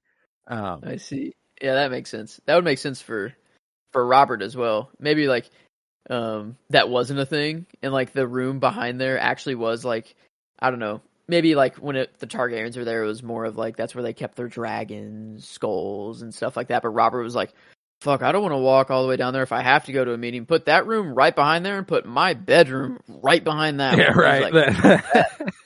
Right. That's what's interesting about like this whole like this entire setup, like the way Tywin has changed it to where they are meeting in the Tower of the Hand is an automatic sign that he is the one ruling, because it all has been previously laid out so the king is convenienced. Now Tywin's the one being convenienced, and Joffrey's taking note of that, but there's absolutely nothing he can do about it. As Tywin climbs the stairs, he sinks into his throne a little bit.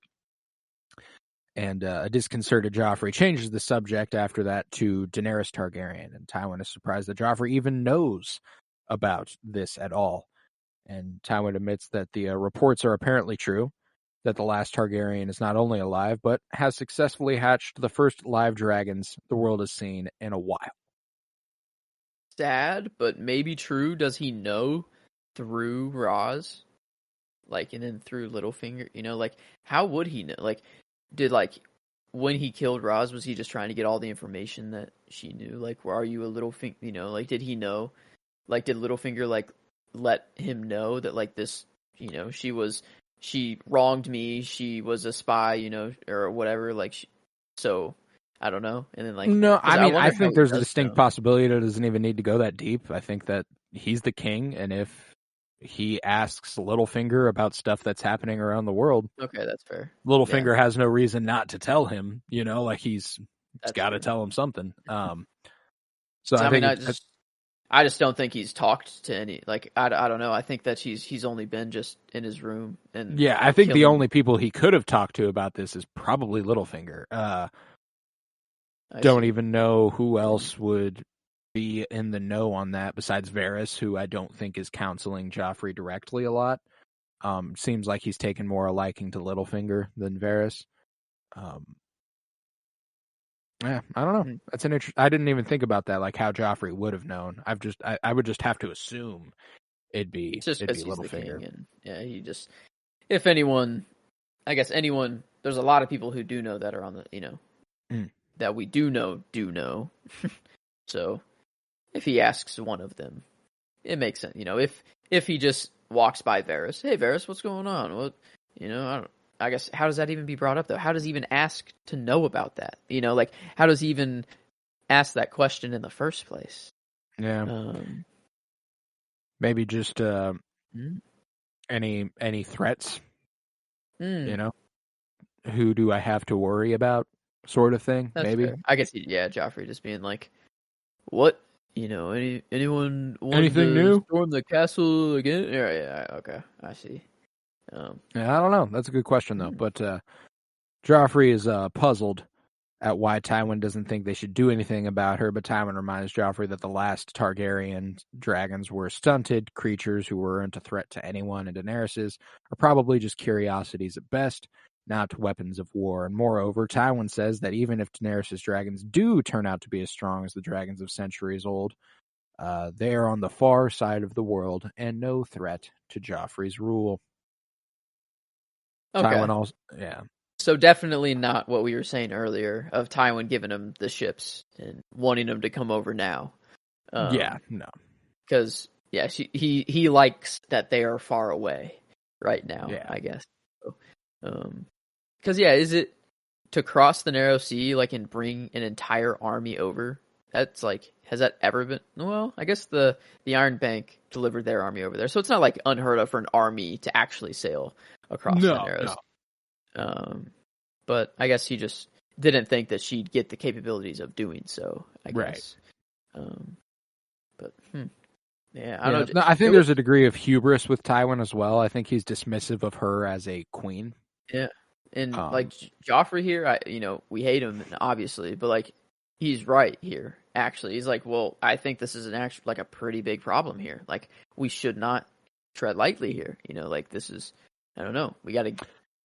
And I agree, but I think Tywin knows that too, and is just trying to be like, Joffrey, you shouldn't worry about this sort of stuff. You would handle it incorrectly, and I know what needs to be done. Yeah. I think Tywin 100% recognizes that there is an amassing force. He knows the Unsullied are under Daenerys' rule, which is an automatic 8,000, I think, or something like that in her favor. So she's still got a small army, but an army nonetheless of some of the best soldiers in the world. She has 3 dragons, which he is dismissing as curiosities to Joffrey right now. But I think that's the game he's playing. I think he's downplaying it to Joffrey, so Joffrey doesn't do anything on his own, and keep his status as the king as well. Because whenever he climbs the steps, he gets above him, looks down. Joffrey's you're right, he is very slouched in his chair and very defensive. I think it's just Tywin's trying his best to make sure Joffrey doesn't do anything fucking stupid. Tywin's got his hands in a lot of baskets. He's fighting the war. He's doing all this. I think he's like, if you go and fuck something up on the Targaryen side of things, I just can't handle that right now. So I'm gonna go ahead and deal with that as I deal with it. That's too important. To fuck up. So we can't fuck up there. And then I loved the little exchange here where Tywin warns his grandson that he should heed his advisor's counsel on matters he does not comprehend. And Joffrey's like, well, I haven't been counseled on anything. Tywin says, you are being counseled at this very moment. Ooh. Yeah, and Joffrey just kind of okay, all right. And before taking his leave... Maybe I don't like this sort of counsel. Maybe I do just like doing my kingly things. And by kingly things, just killing people. Yeah. Maybe, I see why he just sticks to that. It's because the first counsel he had, he was like, fuck that. I didn't like that. Nope. And also, I guess it wasn't really just counseling. It was also a schooling as well, to put him down and to put him in his place. So it wasn't counsel would normally come. If Varys was talking to him, Varys would not be talking to Joffrey like this. He would be Tywin's the only one who can do that. And I love it's a follow through on the line of Cersei, like, you try to get to control him or trying to take away or something that he likes, and then he's like, I will. He says, like, I will do that. I will control this kid. And then he goes up there, he walks up to the throne itself, and he does it. And I don't know. Charles Dance just always filling the role, though. Yeah, he fills the role so well. But yeah, that concludes the episode for us. And we're left with nothing but a rating, if I do believe so myself. That would be it. Mm-hmm. This was a solid episode. I will say that I think that I don't think it was quite as strong as the last few episodes. There were some gorgeous visuals and some great story beats and stuff, but I don't know, just didn't feel quite as complete as other episodes have in previous in the last few episodes. Enjoyment wise, I'm still high as hell on it, like 9 at minimum, I'd say. That's kind of where I was. Yeah, that's what we gave episode 5, and episode 2 of the season. So it's like, it's just it felt just kind of like another episode from the season, and I'm enjoying every scene. Yeah. I'm the enjoyment of the bear and the Maiden Fair. I know I'm going to get Brienne and Jaime in the bear scene, and I'm waiting for that to happen. But then everything else coming in between was good, and I'm not hating it, So, but yeah, I think I'm at a 9 there too for enjoyment. I don't know. I guess critical or genre again. Probably just go ahead and keep that there. Yeah, that's remaining the same for sure. Because you even got, the dragon. The dragons. I wanted to ask if the dragons looked a little. Could you tell that this was 10 years ago? Yeah, for sure. Okay. No, yeah, this hasn't aged particularly well.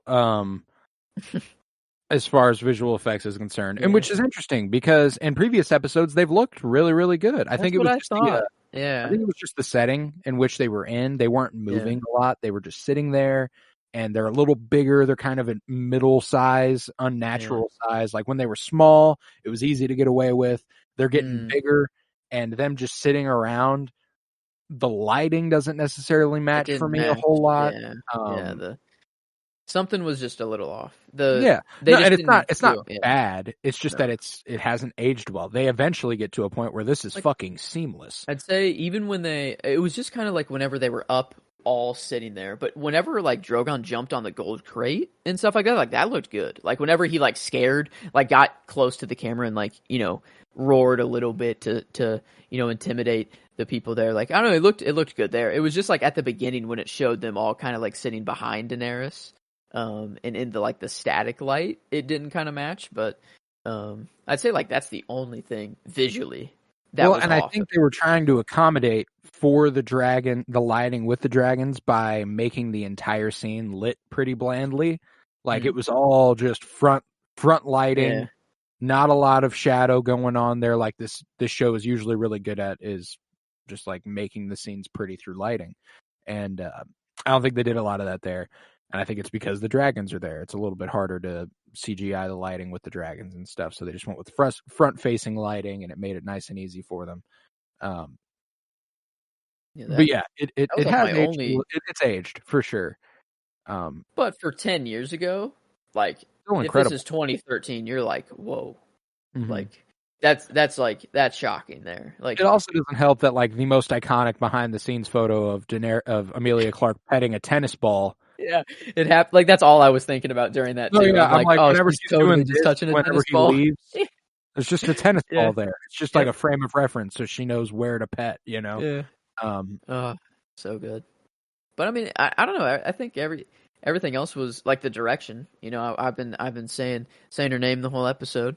Michelle MacLaren did a hell of a job here. I think she did a great job at directing the actors. In a situation like Robb Stark learning the information about Talisa's pregnancy.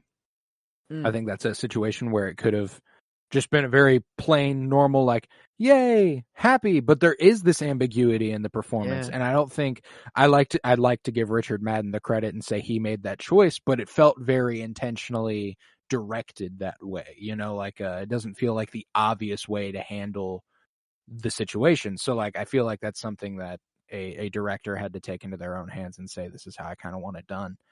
And even the scene, Tywin and Joffrey, like the decision to have him walk up the stairs the moment that, the line is said of like, you expect me to walk up all these stairs, and then as him slowly, and like you just hear each step and like see each footstep taken, and then like he really like rises above. Like the shot is like to show that like Tywin is now looking down at Joffrey, and like that was just so beautifully done. And like, and there's also like one moment in this show that I think is very visually distinctive, as far as like, I don't think I've seen a shot quite like it in a lot of other, and it is during that scene where when Tywin enters the room, it's like the camera's almost on his shoulder, and you can see like the side of his face and his shoulder approaching Joffrey, and it's almost shaky cam. Like you can tell someone is just carrying a camera right behind Tywin following him.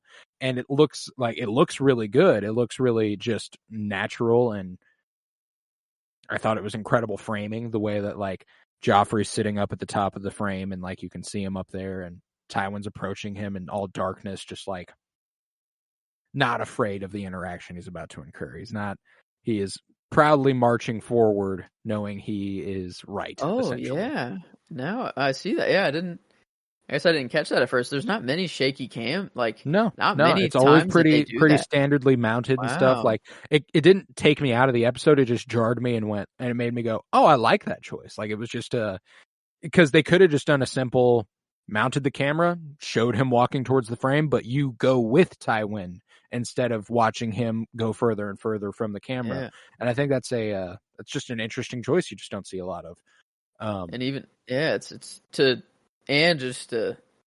makes you feel he's the powerful one in the situation. You're looking him, like you're looking at the throne, but like he's in focus. Joffrey on the throne itself, and like all the fire and everything behind. He's made the throne room look more manly, and he's done his redecorations and everything. But it's still like, okay, yeah, whatever. That's just Joffrey, And I like that. Yeah. Wow. No, yeah. Hell yeah. This, I don't know. I'd say the only gripe I had was, the Dragons just not standing up to 2023 standards, but how can I really give that a gripe for 2013? I think it did a hell of a job, I think like still it's above a 9 for sure, like it's still, that's just how good the show is. Even I said it didn't feel quite as complete as the previous episodes, and even so, it's still better than most TV, Yeah, I think last episode we gave a 9.25. Oh shit! Critically. That's where my gut was. So I'm like, fuck it, man. Yeah, sure, we can go ahead and tie it. I don't mind. Yeah. Because then that would give the episode a average of 9.42. Which, let's see, it's like middle of the road kind of this season, it looks like. But still above the first episode, above the second episode, above the third. So yes, it is above 3 episodes, so it's 4th. Yes, it is in 4th place right now. It's right in the middle, actually, of the episodes we have so far. So I think, I don't know, that kind of makes sense there. It's just... that works. Yeah. Okay. I dig that. Oh yeah, I do too. Then with that, I think Sons. I don't want to think too much, I guess, of what happens. It is being nice being shocked, and just kind of being like letting it wash over me and stuff has been a lot of fun. But that's the thing. Second Sons, and then it's Reigns of Castamere, man. It's just we're right around the corner, man. That's and it kind of reminds you how much it just sneaks up on you. Like it's just. We're feeling real good about Rob right now. Oh, there's a kid on the way. It's just a whole different fucking ball game. It's so bizarre. Eesh. We got one more episode to live with it. Live without it. Fuck! Yep. Yeah, no. But I'm ready for it. I'm mentally prepared for months now. Yeah. But yeah, with that, I think we'll conclude this episode of Winter is Blooming. We'll be back next week for Season 3, Episode 8, The Second Sons. We are going to be continuing our top 100 favorite Star Wars characters tomorrow and Thursday, May the 4th, with the last two parts of that, the top 20. We got 19 through 11 tomorrow, and then the top 10 on Thursday, and I'm very excited about that. Wednesday, the Ahsokast continues. We're taking a journey through Ahsoka Tano's biggest moments as a character, and this Wednesday is the first arc in the Clone Wars, the Malevolence arc. That's a goodie, so I strongly recommend you go ahead and check that out. Watch the episodes, and then check it out with us. Season 1, episodes 2 through 4. That's this Wednesday. Friday, we continue our comic book movie journey through film, and I believe this week is X2, one of the better X-Men movies for my money, and that was a great conversation that we had. So that's what we got lined up for the week. I'm very excited for you to hear all of that. Head to patreon.com/PennyBloomPod, where you'll find over 50 hours of exclusive content, including all sorts of book reviews, comic book reviews, movie reviews. I finished Better Call Saul, and I'm working on writing that review for it right now, so it'll be out within the next probably week. And I'm excited for you guys to see that, flexing the old writing muscles again, so I'm excited for that. Head to Twitter, follow at PennyBloomPod, follow on Instagram at PennyBloomPodcast, and remember to leave a 5-star rate and review wherever you might be listening. Yeah. I was Colton Robertson. I was joined by Joseph George. Thank you very much, homie. Oh, thank you for having me. It's always a pleasure to be here. Oh, and it's always a pleasure to have you. And remember, peace, love, and bloom. And I've seen wet shits I like more than Walter Frey.